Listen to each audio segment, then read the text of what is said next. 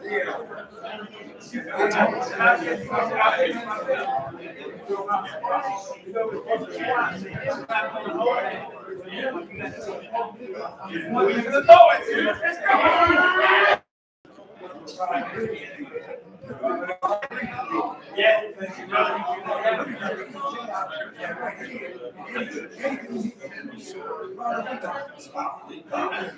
on back, Chuck.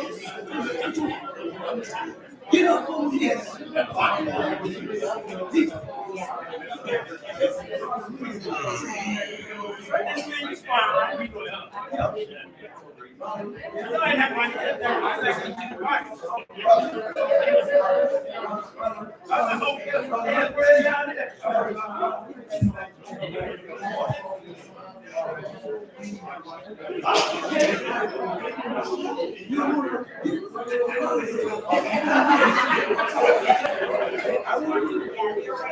Gotta get a ticket. Hello, Mama. How are you? I'm good. Good. We get you a ticket. You got somebody to show up? No, hold on.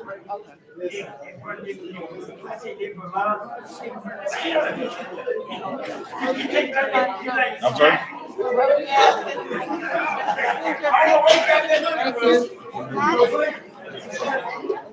Thank you. Yeah, let's go on this.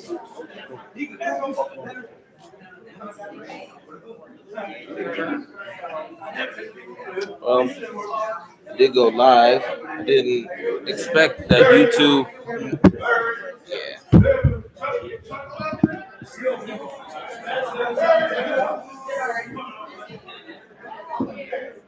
All right, here's your paperback.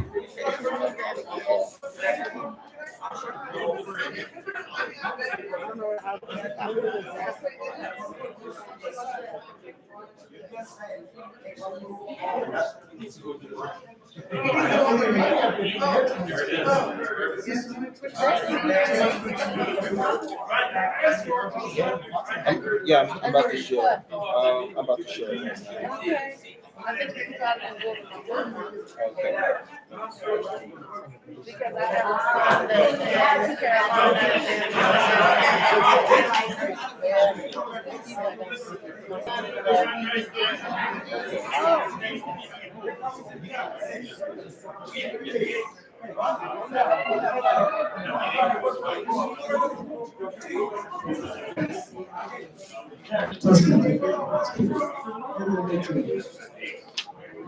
That's good. Okay, if we'll have you please take your seats. We'll get started with our event this afternoon. Here we go. We'll get everybody seated. First of all, welcome to the Kieckhefer boxing program's 46-year reign. It's been a long time. Some of our members are no longer with us, like Bear over here, John Nuzzo, Eddie Garcia, one of our fighters, and Terry got everybody kind of together to say, you know, we're not getting any younger. We ought to have a nice affair. And he was primarily responsible for putting this together. Up front here at our table up front, we have Dan Nuzzo, who's a head boxing coach. And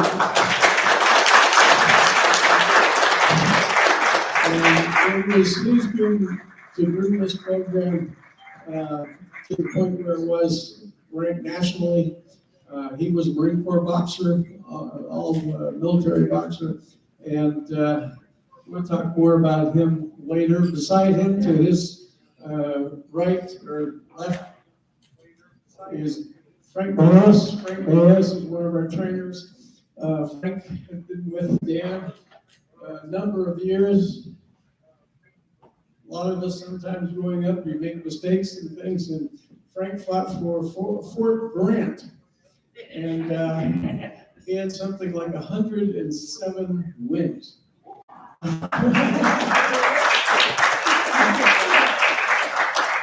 And next to me, to my left, right here, is Gene Schaefer, and he was part of your executive board with the boxing program there at Kieckhefer. They've been associated with the program almost its entire existence. Eugene owned the second base sporting goods store on Central, along with several others, and he was the one responsible for getting, our gloves, to keep boxers' uniforms, things like that.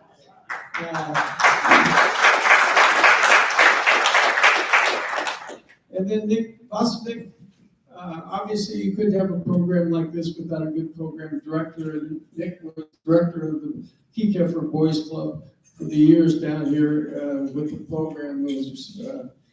Gave his entire support, so we couldn't have not been successful without his involvement. So Nick Bosnick.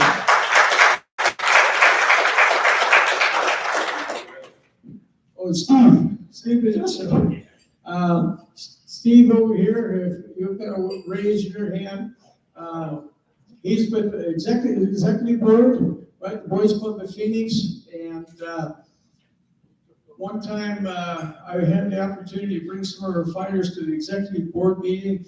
Ronald, Larry, and the guys back there, Ronald, the others, Terry, put on a little sparring competition and talk about the boys' aspirations and dreams and what they needed to be successful, because Dan created such a phenomenal program.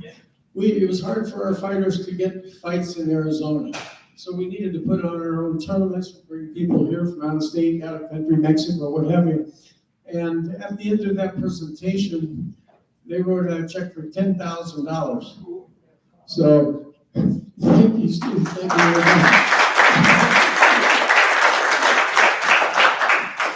And I'm Jim Nelson. I was with the Phoenix Police Department, and as a sergeant, or I think I was an officer back then. But I came down part of the PAL program, like Bill Crawford here. He had the youth there riding around on little mini bikes and things like that. And I got involved with Dan and Frank, coaching the boxing program. So we have lifetime memories. And as we go along, you hear about some of those from the coaches and other people. So at this time, please welcome the individual that's really, although it was a collaborative effort, it was really primarily responsible for us coming together today. Some of you remember him as Terry Tolliver, Terry Yahweh. Terry, will you come up?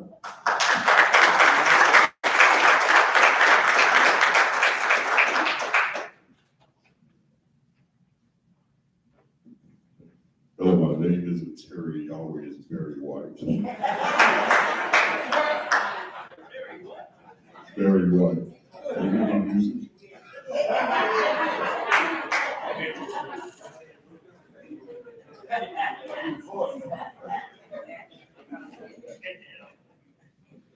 Good morning. Good morning, hey, I've been working, getting this policy. Committee. I slept 4 hours in the last 2 days. Not forgetting everything. My mother's been keeping me on track. Today, I walked past our hotel room. I went to the wrong floor. A lot of stuff happened. Yeah, if I get lost, help me to get back. Well, this is a wonderful thing that we're doing here. And it was a team effort. And I'm so happy to see you all here and our families have supported us when we were little kids. I also want to mention Mr. Bill Crawford here. Raise your hand, please, sir. Yes. Do you remember Bill? Bill Crawford was worked with the Boys Club. He was my softball coach for 2 years. Actually, I played softball before I began to box. And one thing that is so very much needed even today, Mr. Crawford, when he came to practice and then when we had our games, he was always in police uniform. So we can identify with the police as our friends. And it was so, I realize it today in my later years, more so than I did then, but who would know? People like our good friend Ernie Britz here and we both became police officers. And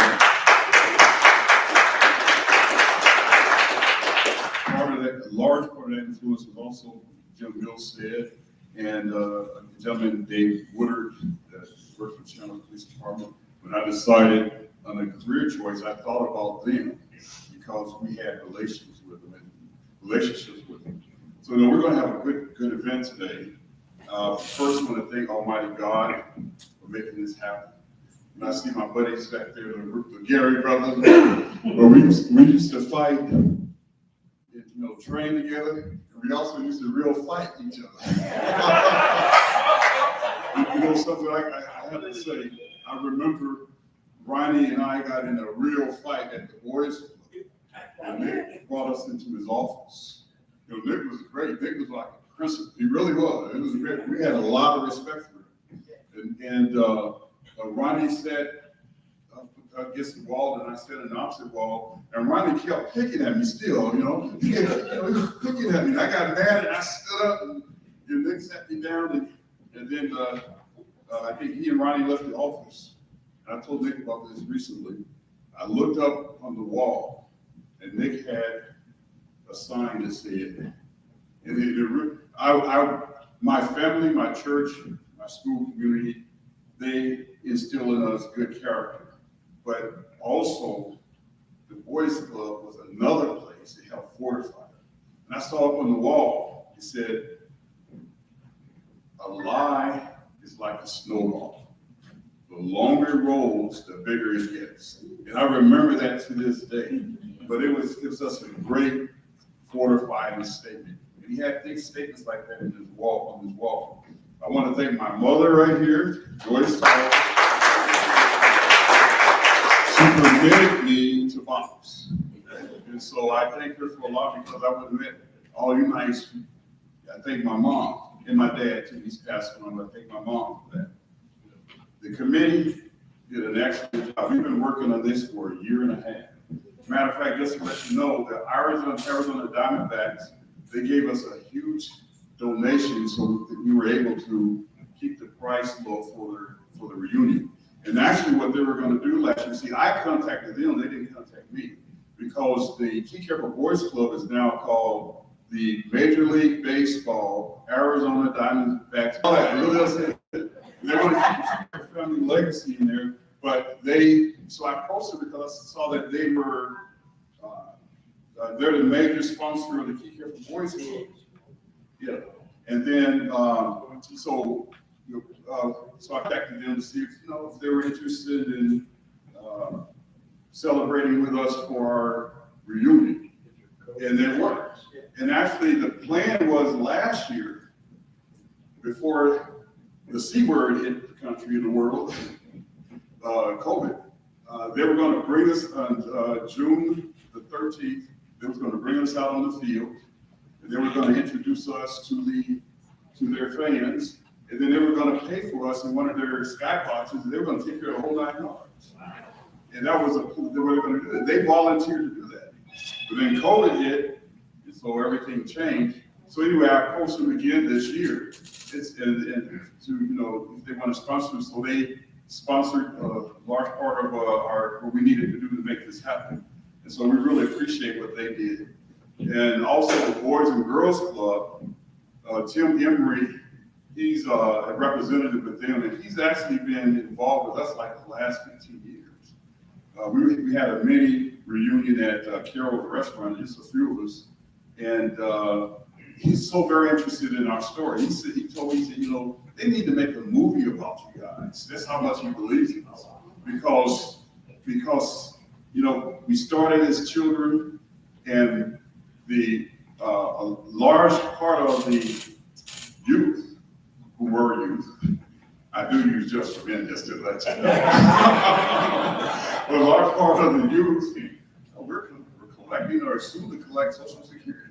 But the decades long of interaction, we still keep in touch a little bit. Ruben, right, there he is. Yes, and so Tim has been really instrumental in keeping in contact with us. So we were actually going to have, before we came here, we were actually going to have a reunion at the Boys Club's headquarters, just off 44th Street and down. But with the rise of the COVID variant, they have a school there, they have kids, and the kids are not yet, there's no vaccine for them yet, so they want to take a chance. So we can enlist the location, which actually was a better deal. We also want to remember some of our past friends that's moved on. And you know, we did our very best, we really did.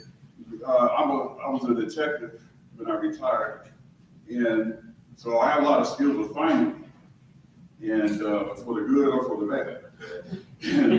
But we tried to find everybody. We really did. We Googled this, we tried everything. So I wish we had better success in finding more of our teammates, but I did the best I could. But some of our teammates have left us.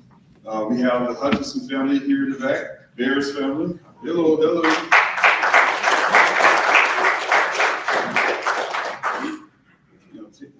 Ted, he left us. We have this picture over here. Our great friend, he was also very active in the Pop Warner football. Our Dan's beloved brother, our great friend John Nuzzo, is with us here. Give John a clap, please.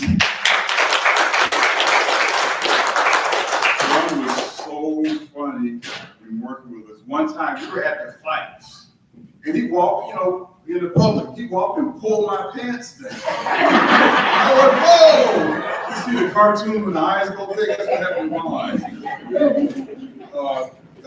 Carrie Nuzzo was like a mother to us. We loved Carrie. Carrie was like a mother. Something real funny, a little bit racist. We were going to, we were at gonna have some boxing matches. And then some of us was walking to the restaurant that we were getting ready to eat. And it was Carrie in the middle, Bear over here, and a couple of little black kids. And she said, people were looking out the window at us, she said, ooh, look at the people staring. It's kind of funny to see that. Eddie Garcia, our good friend Eddie could punch. I have, still to this day, I have never been hit with an uppercut in practice in the area. Except Ernie could hit you. Ernie hit